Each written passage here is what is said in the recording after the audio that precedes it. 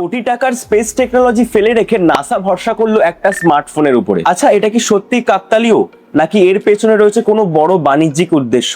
চলুন জেনে নেওয়া যাক আজকের ভিডিওতে। আপনারা প্রত্যেকেই জানেন যে পৃথিবীর বক্ষ থেকে চাঁদের উদ্দেশ্যে রওনা দিয়েছিল নাসার আর্টেমিস 2, যার ভেতরে ছিল 4 জন মহাকাশচারী এবং তাদের সাথে গিয়েছিল একটা স্মার্টফোন। আর্টেমিস 2 এর সাথে গিয়েছিল আইফোন 17 প্রো ম্যাক্স। কিন্তু নাসা কেন একটা নির্দিষ্ট কোম্পানির নির্দিষ্ট স্মার্টফোনকেই তাদের সাথে মহাকাশে পাঠিয়েছিল? চলুন জেনে নেওয়া যাক আজকের ভিডিওতে। আইফোনের স্পেস যাওয়ার প্রথম যে রিজনটা হলো সেটা হচ্ছে সিগন্যাল ইন্টারফারেন্স টেস্ট। মহাকাশে একটা ভুল সিগন্যাল মানেই ভয়ঙ্কর রূপের বিপদ, তাই জন্যই ফোনটায় পার্মানেন্টলি ভাবে এরোপ্লেন মোড অন রাখা হয়েছিল। সমস্ত প্রকার ওয়্যারলেস কানেকশন সম্পূর্ণরূপে বন্ধ। এরপর আসে ডিউরেবিলিটি। ফোন ভাঙলে তার ছোট ছোট কণাগুলো মহাকাশযানের ক্ষতি করতে পারে কিনা সেটাও পরীক্ষা করা হয়। এখানেই অ্যাপেলের সিরামিক শিল্ড বিশ্বাস অর্জন করে। এরপরে আসে অ্যাস্ট্রোনট স্যুট। খুবই ভারী আর বাল্কি হওয়ায় আইফোনকে এমন ভাবে মডিফাই করা হয় যাতে পকেটে সহজে রাখা যায়, এমনকি গ্লাভস পরেও ব্যবহার করা সম্ভব হয়। আর লাস্ট কারণটাই হচ্ছে আইফোনের স্পেসে যাওয়ার সব থেকে গুরুত্বপূর্ণ কারণ, ক্যামেরা।